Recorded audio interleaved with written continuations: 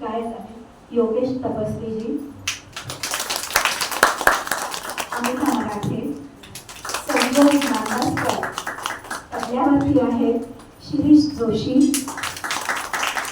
मी निवेदन करते आहे संगीता हमदासी.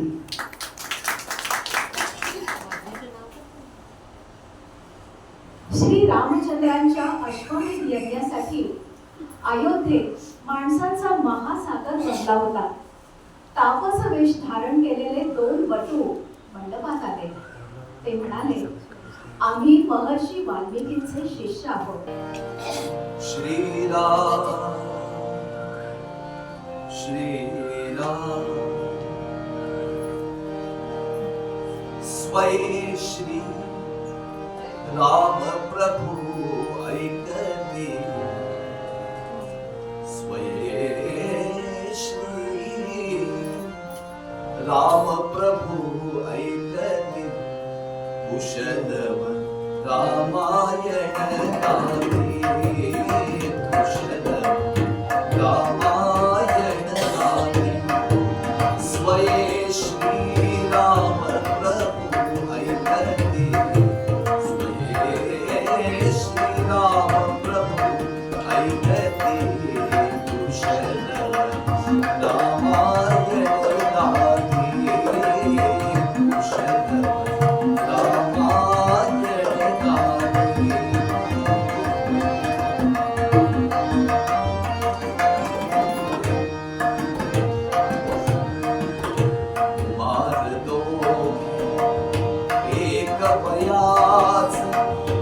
सजीव पुतळे रघुरायाचे, मान दोघे एक बयाच, सजीव पुतळे रघुरायाचे, पुत्र सांगती चरित पित्याचे, पुत्र सांगती चरित पित्याचे, ज्योतीने तेजाची आरती, ज्योतीने तेजाची आरती, कुशलव रामायण गाते, कुशलव रामायण गाते.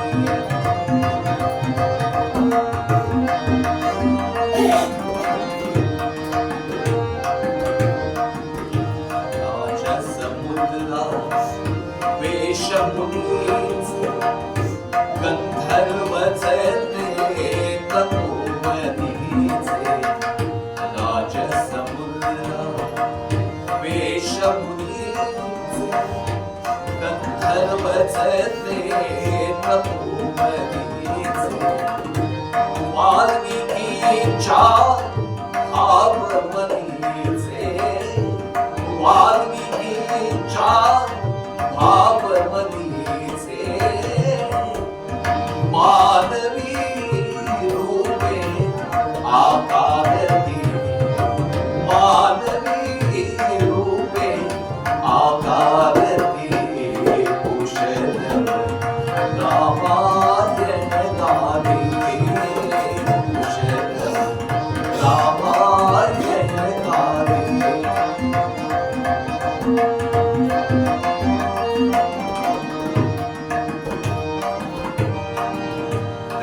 प्रतिभेच्या आग्रपणाती वसंत वैभव गाते कोकिल, ते प्रतिभेच्या आग्रपणाती वसंत वैभव गाते कोकिल, बालस्वरादी करुती किलबिल, बाल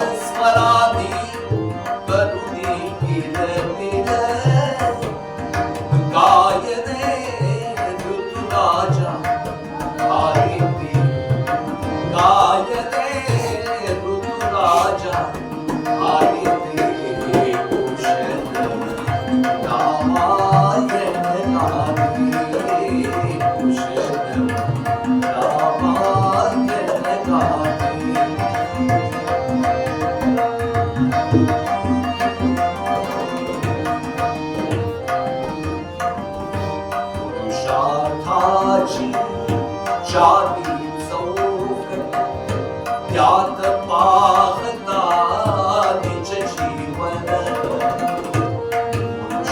पुरुषार्थाची चारी चौकट त्यात पाहता निज जीवन पण प्रत्यक्षाहुती प्रतिमा घटे प्रत्यक्षाहुती प्रतिमा घटे प्रभूचे लोचन पाणावती प्रभूचे लोचन पाणावती रामायण गाणे रामायण गाणे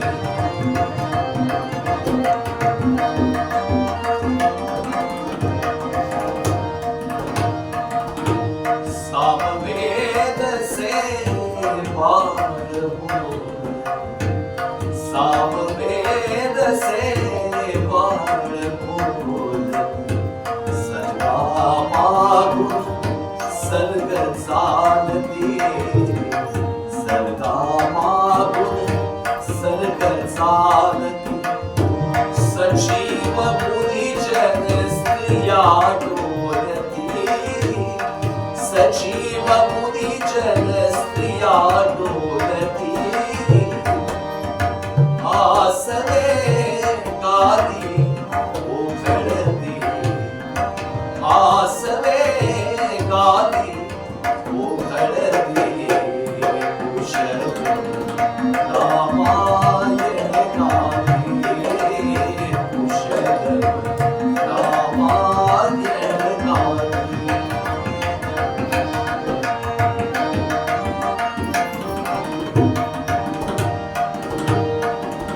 सोडून आस उठले राघव उठले राघव गवळीती आपुले शैशव आपुले शैशव सोडून आस उठले राघव उठले राघव गवळीती आपुले शैशव आपुले शैशव पुत्र भेटीचा घडे महोत्सव पुत्र भेटीचा घडे महोत्सव परी तो उभयात माहिती परी तो उभयात माहिती कुशल रामायण गाणे कुशल रामायण गाणे स्वयेशी राम प्रभु ऐकते स्वयेशी राम प्रभु ऐकते कुशल रामायण गाणे कुशल रामायण गाणे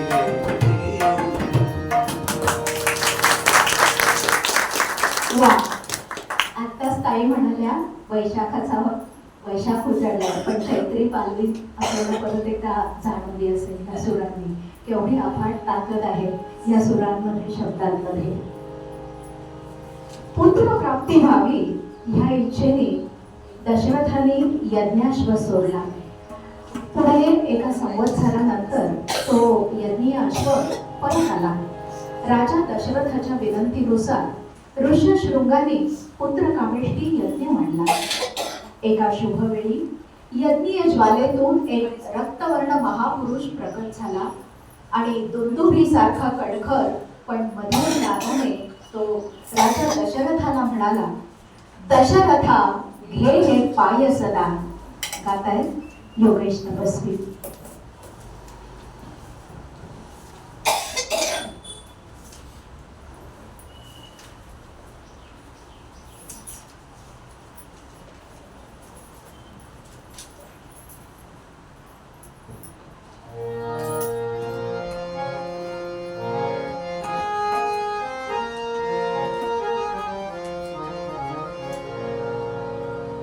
सध्या काय झालंय की 2 कडव्याची 3 कडव्याची गाणी असतात.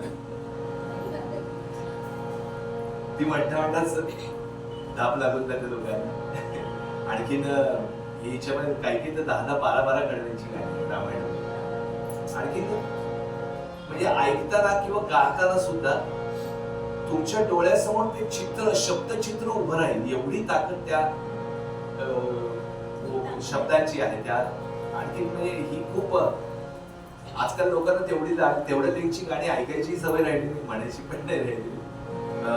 आम्ही सगळी गाणी घेत नाही, तुमच्या पहिल्या गाण्यावरच लक्षात आलं असेल. तर त्यातल्या त्यांची खूप छान तुमच्यासमोर म्हणायला आवडतायत अशी गाणी घेतो. दशरथा घे पायासना. दशरथा घे पायसदान पायसदान. दशरथा घे पायसदान पायसदान. दशरथा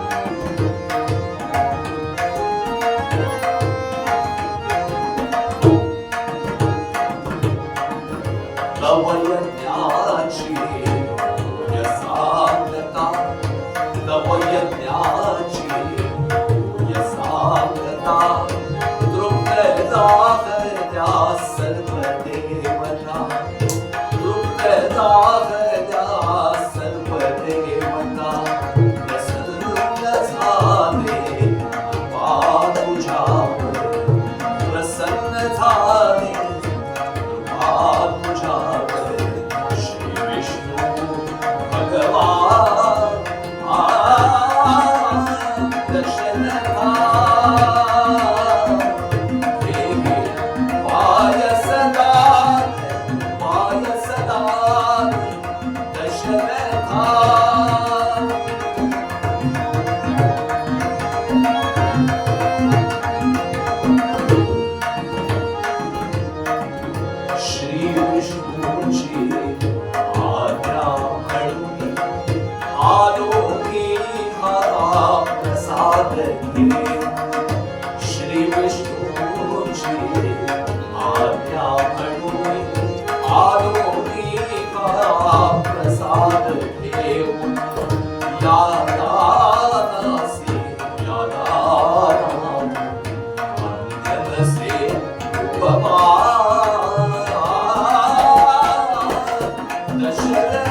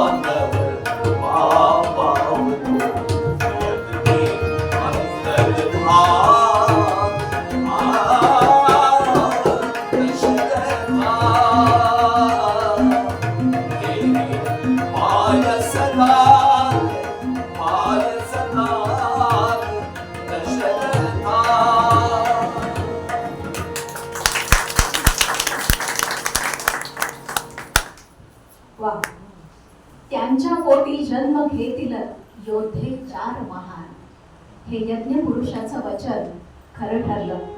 त्या पायसाच्या सेवनानं दशरथाच्या तिन्ही राण्या गर्भवती झाल्या. यथाकाली त्या प्रसूत झाल्या. कौसल्येला श्रीराम, सुमित्रेला लक्ष्मण आणि शत्रुघ्न, कैकेयीला भरत असे 4 पुत्र झाले. राजाची इच्छा पूर्ण झाली. प्रासादातील सुखाला सीमा राहिल्या नाही. नगरजनांचा आनंद तर नुसता ओसंडून वाहत होता. श्रीरामाधिक भावंड रांगू लागली तरीही अयोध्येतील स्त्रिया श्रीराम जन्माचा आनंद गीतच गात राहिल्या, पुन्हा पुन्हा गात राहिल्या. राम जन्मला ग सखी, राम जन्मला, गाताय अमिता मराठे, संजोग नागसकर. चैत्र मास त्यात शुद्ध नवमी तिथी गंधयुक्त तारीही गात उष हे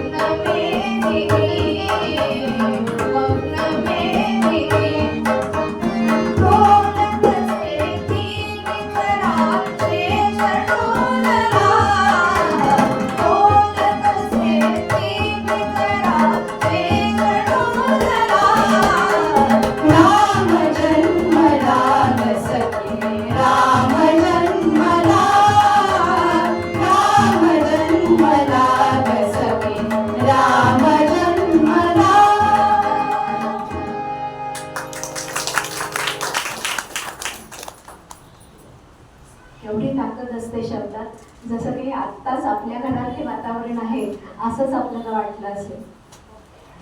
महाराणी कौसल्येचा सावळा रामचंद्र दिसामासांनी वाढला. बालवयातच त्यानं धनुर्विद्या मसात केली, धार्मिक ग्रंथ अभ्यासले. आता तो राजसभेतही येऊन बसू लागला. त्याच्या समवेत त्यांची लक्ष्मणादी लहान भावंडही निष्णात झाली. एके प्रसंगी राजा दशरथ पुत्रांसह राजसभेत बसलेले असताना महर्षी विश्वामित्र तिथे आले. राजाने त्यांना आदरानं स्वागत करून काय इच्छा आहे ते सांगा, मी ती सर्वस्वी शेवटाला देईन असं सांगितलं. राजाच्या या भाषणानं अत्यंत हर्षित होऊन विश्वामित्र म्हणाले, ज्येष्ठ तुझा पुत्र मला देई दशरथा, यज्ञ रक्षणास योग्य तोची सर्वथा. गाताय योगेशजी. ज्येष्ठ तुझा पुत्र मला देई दशरथा, ज्येष्ठ तुझा पुत्र मला देई दशरथा, यज्ञ रक्षणास योग्य तोची सर्वथा. ज्येष्ठ तुझा पुत्र मला देई दशरथा.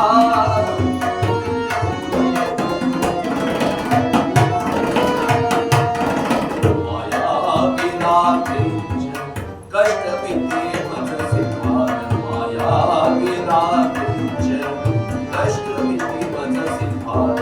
कैकवाद करुणी यज्ञ काही साधका, कैकवाद करुणी यज्ञ काही साधका. ज्येष्ठ तुझा पुत्र मला देई दशरथा, ज्येष्ठ तुझा पुत्र मला देई दशरथा.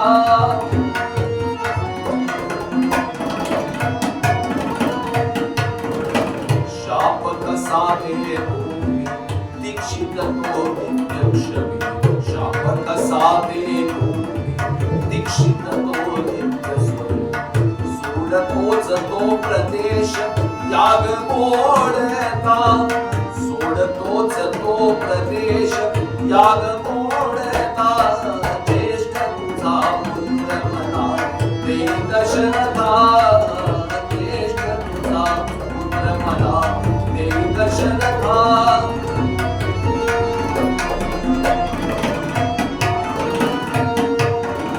वेदीवर रक्तमास फेकतात ते नृशंस, वेदीवर रक्तमास फेकतात ते नृशंस. नाचतात स्वैग सुखे, नाचतात स्वैग सुखे पत्र थापना. ज्येष्ठ तुझा पुत्र मला देई दशरथा, ज्येष्ठ तुझा पुत्र मला देई दशरथा.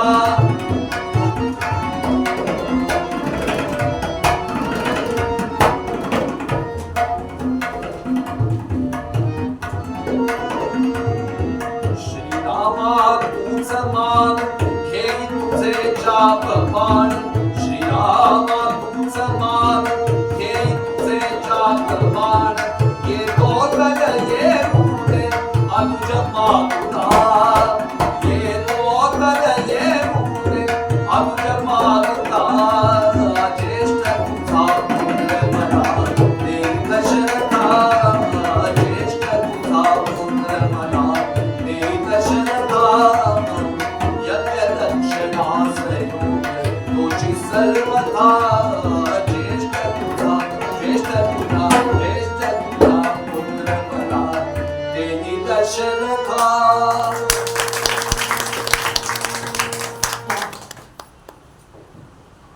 आज मी शापमुक्त झाले.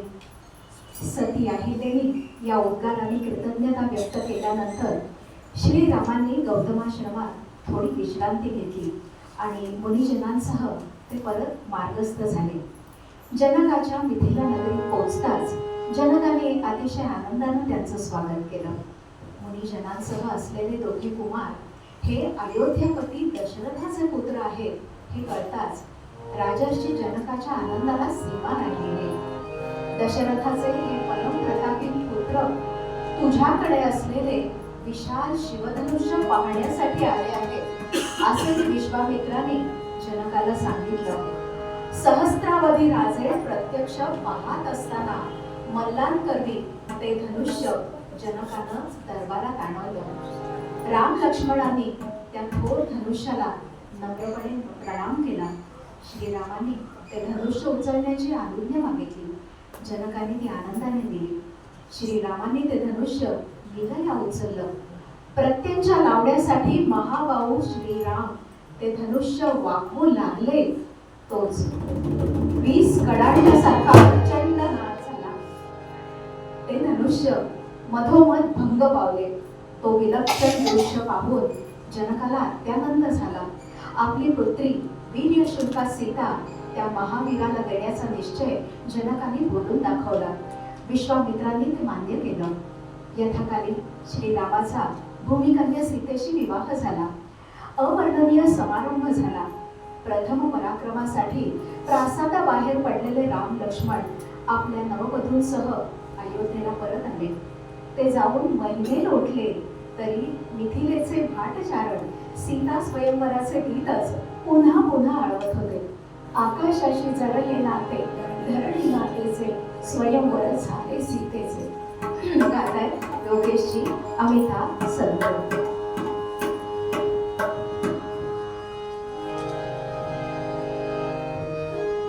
आकाशाची जडले नाते धरणी मातेचे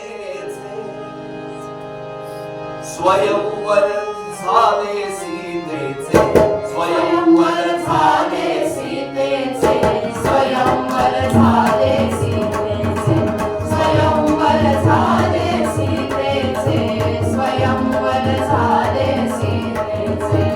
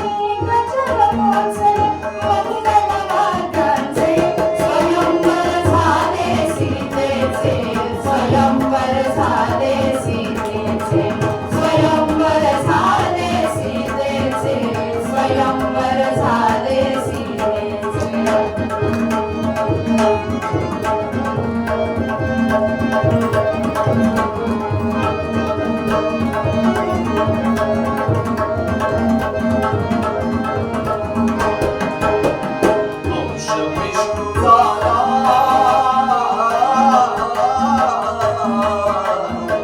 अंश विष्णू झाला, कलेची मोहिताची सीता, गंधर्वांचे सूर लागले जय गीता गाता.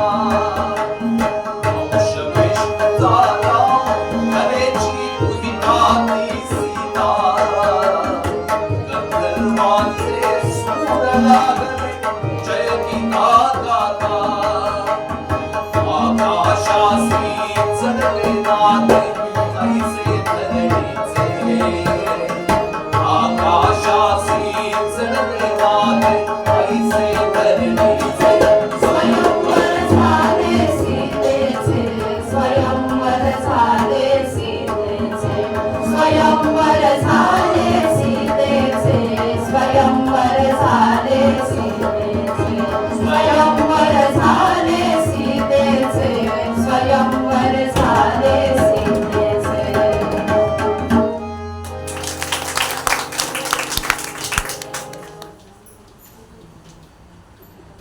प्रभू रामचंद्र ज्यावेळी वनवासाला जायला निघाले त्यावेळी कौसल्याने पण बरोबर येण्याचा निश्चय केला. रामाविण राज्यपदी कोण वैसतो, घेऊन या खड्ग करी मीच पाहतो. अशा ईर्षेला पेटलेल्या लक्ष्मणाला श्रीरामानं मोठ्या प्रयासाने शांत केलं. मातोश्री कौसल्यालाही नम्रपणे सांगितलं, आई, माझ्या जाण्यानं महाराजांना अत्यंत दुःख झालंय. अशा परिस्थितीत त्यांना सोडून तूही माझ्या संगती अरण्यात येणं योग्य नव्हे. कौसल्यालाही ते मान्य करणं भाग पडलं. मग श्रीराम सीतेच्या मंदिरात आले.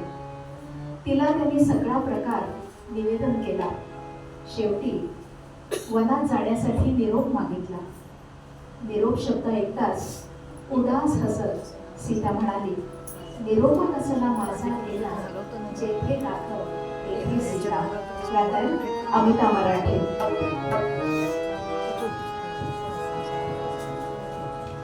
निरोप नसला माझा गेला, जेथे राघव तेथे सीता. निरोप नसला माझा गेला,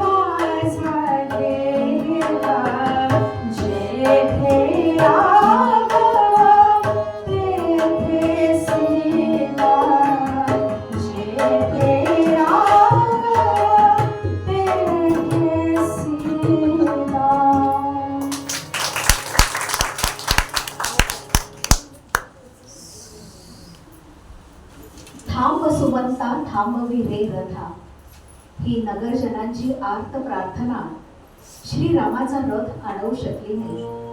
बंधू लक्ष्मण आणि पत्नी जानकी यांच्यासह श्रीराम अयोध्येच्या बाहेर पडले. त्या रात्री अयोध्येतील कुठल्याही घरी अग्नी प्रदीप्त झाला नाही, दिवे लागले नाही, अन्न शिजलं नाही. उदक नाहीसे झालेल्या समुद्रासारखी रघुनगरी अगदी भकास झाली. श्रीरामांनी सीमेबाहेर गेल्यानंतर अयोध्येच्या दिशेला मुख करून तिला अभिवादन केलं आणि तिथपर्यंत आलेल्या नागरिकांना निरोप दिला. रथ मार्ग आक्रमू लागला. श्रीराम गंगा तीरी शृंगवेरपुरास आले. निषधाधिपती गुहानं श्रीरामाचं दर्शन घेतलं आणि अत्यंत भक्तीने त्यांचं आदरातिथ्य केलं. ती रात्र सगळ्यांनी एका इंगुदी वृक्षाखाली काढली. दिवस उजाडल्यानंतर गुहाने नौका सिद्ध केली. श्रीरामांनी सुमंतास अयोध्येला परत जाण्याची आज्ञा केली. आपण सीता लक्ष्मणासह नौकेत चढले. नावाडी नावात वल्हवू लागले. लाटा आदळू लागल्या. फुगासह त्यांचे नावाडे गाऊ लागले. नकोस नौके परत फिरू ग, नकोस गंगे पूर भरू, श्रीरामाचे नाम गातया श्रीरामाला पार करू. गाताय अमिता, संजोग आणि योगेशजी. नकोस नौके परत फिरू ग, नकोस गंगे पूर भरू, नकोस नौके परत फिरू ग, नकोस गंगे पूर भरू, श्रीरामाचे नाम गातया श्रीरामाला पार करू. जय गंगे जय भागीरथी, जय जय राम भागीरथी, जय गंगे जय भागीरथी, जय जय राम भागीरथी, जय गंगे जय जय राम.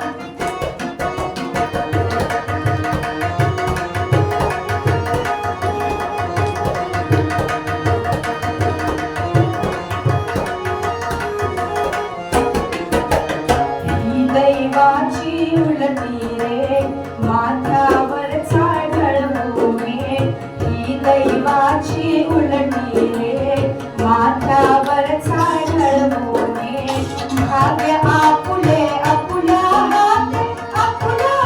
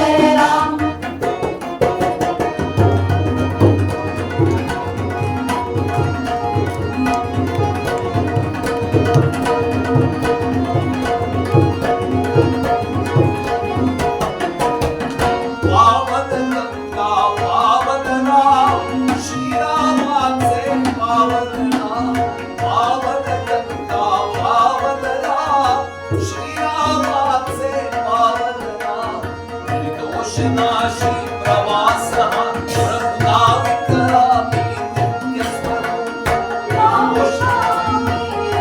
स्वरूप श्रीरामाचे नाम गातया श्रीरामाला गार करू जय गंगे जय भागीरथी जय जय राम दाशरथी जय गंगे जय जय राम जय गंगे जय भागीरथी जय जय राम दाशरथी जय जय राम दाशरथी जय जय राम दाशरथी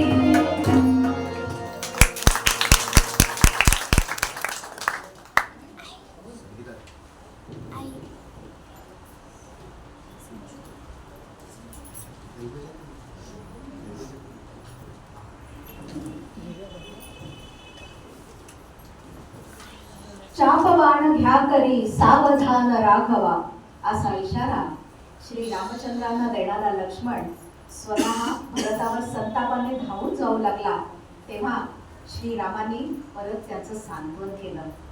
भरत रामाश्रमात आला.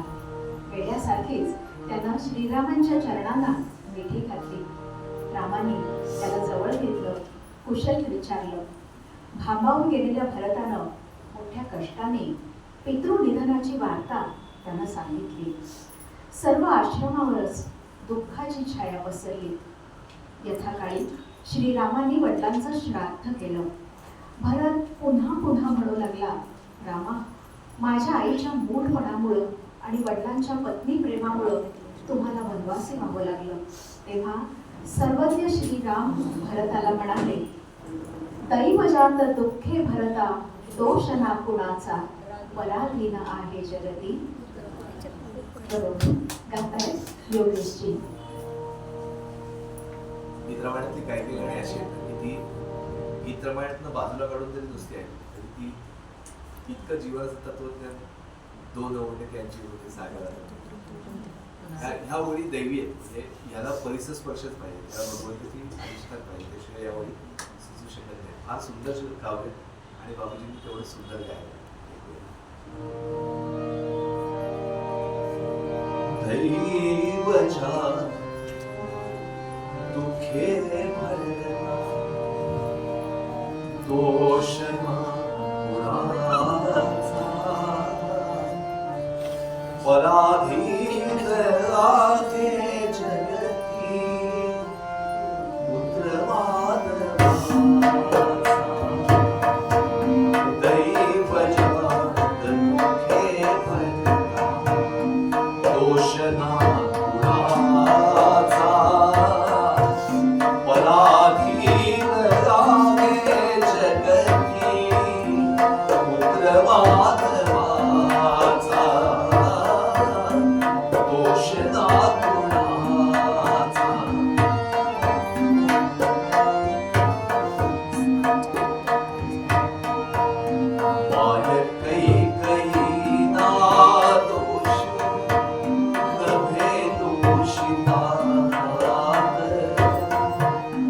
राजत्याग कादक यात्रा सर्व धर्म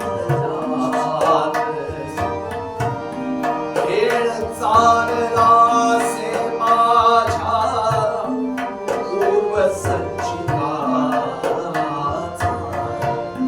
पराधीन आहे जगती पुत्रमानवाचा दोष ना कुणाचा.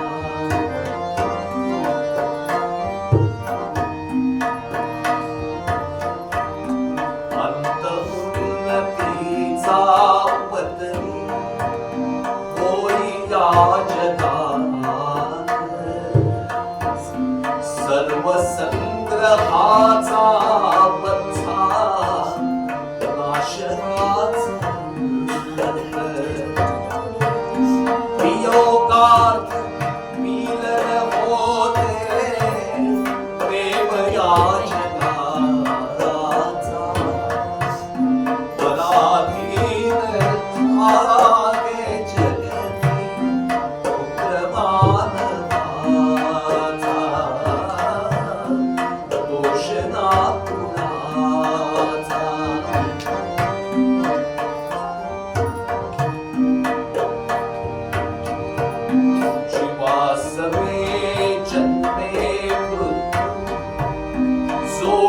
जन्मजात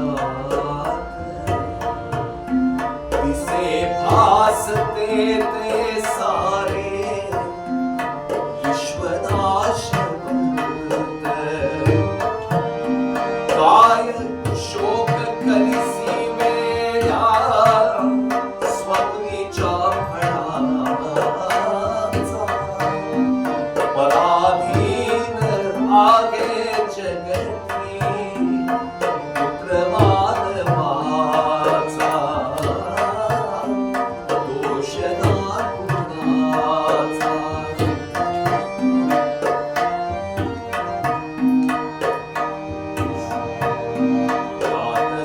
स्वर्गवासी झाले बंधू येवनात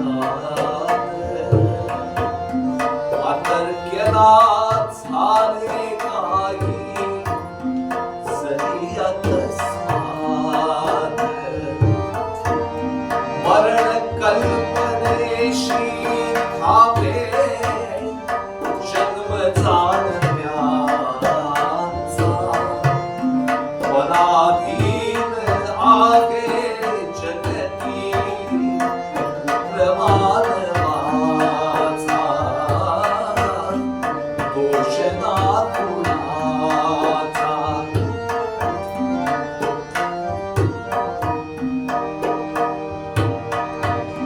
जरा मरण यातून सुटला कोण प्राणी जात